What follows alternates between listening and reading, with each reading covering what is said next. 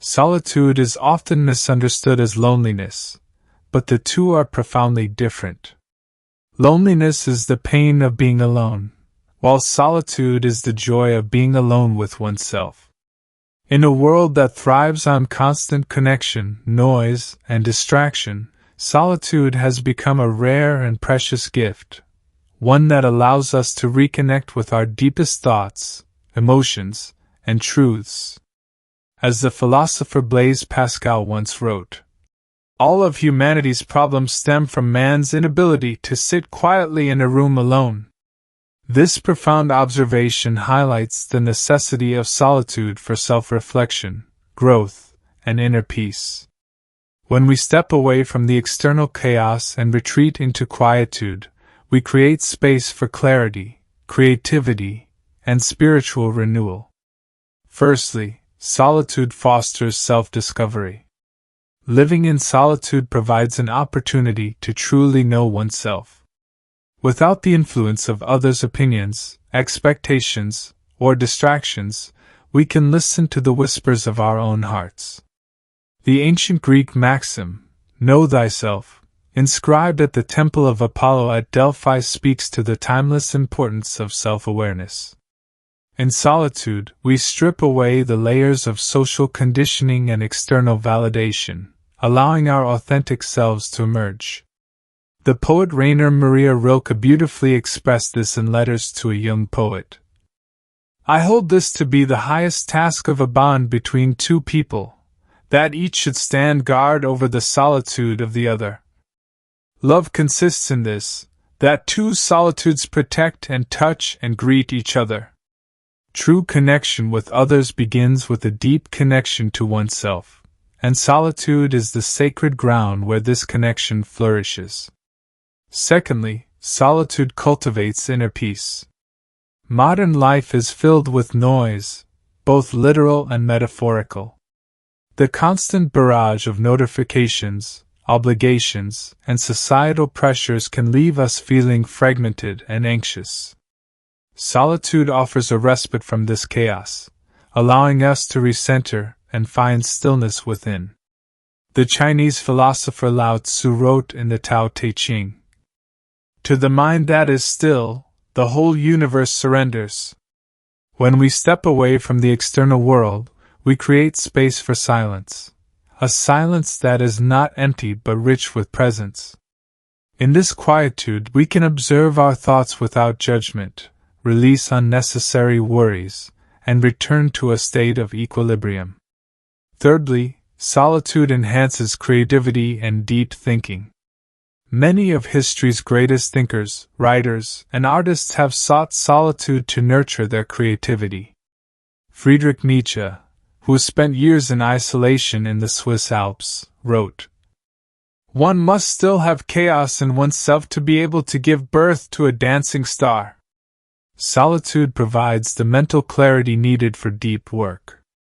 Without interruptions, the mind can wander freely, make unexpected connections, and produce original ideas. The novelist Virginia Woolf famously argued for the necessity of a room of one's own, a private space where creativity can flourish without external demands. In solitude, we are free to explore our thoughts without censorship or fear of judgment. This intellectual freedom is essential for innovation, whether in art, science, or personal philosophy. Additionally, solitude strengthens emotional resilience. When we spend time alone, we learn to rely on ourselves for comfort and strength. This self-sufficiency builds emotional resilience, allowing us to navigate life's challenges with greater steadiness. The Stoic philosopher Seneca wrote, "You must live for yourself if you wish to live for others."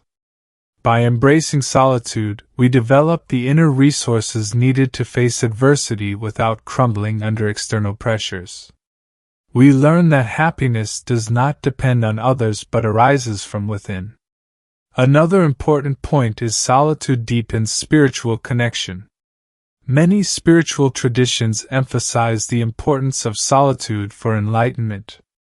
Jesus retreated into the desert for 40 days, Buddha meditated alone under the Bodhi tree. The Sufi poet Rumi withdrew into silent contemplation.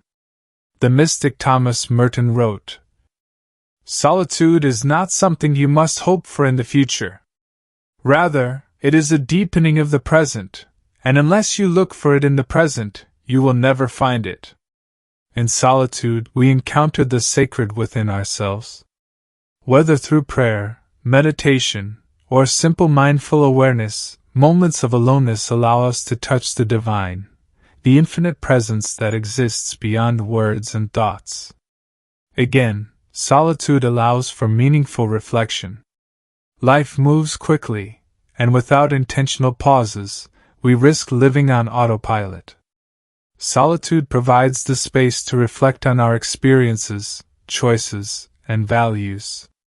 The Roman Emperor Marcus Aurelius, in his Meditations, wrote, "Nowhere can man find a quieter or more untroubled retreat than in his own soul." By regularly withdrawing from the world, we gain perspective. We assess what truly matters, release what no longer serves us, and realign with our purpose. Lastly, solitude teaches the art of being present. In solitude, we practice the art of presence. Without distractions, we become acutely aware of the moment, the rhythm of our breath, the sound of the wind, the quiet hum of existence. The Vietnamese Zen master Thich Nhat Hanh expressed this beautifully. Silence is essential. We need silence just as much as we need air, just as much as plants need light. When we embrace solitude, we learn to appreciate the simple beauty of being alive. We no longer need constant stimulation to feel content. Instead, we find joy in stillness. Solitude is not an escape from life but a deeper engagement with it. It is where we meet ourselves without masks, where creativity blossoms, where peace takes root, and where wisdom grows. As the writer Hermann Hesse reflected in Siddhartha, "Within you, there is a stillness and a sanctuary to which you can retreat at any time and be yourself." In a world that often values noise over silence, movement over stillness, and distraction over depth, solitude remains a sanctuary, a place where we return to ourselves, again and again, to remember who we truly are. May we all find the courage to seek solitude, to embrace its quiet gifts, and to carry its wisdom into our lives. For in solitude we do not flee from the world, we return to the essence of our being.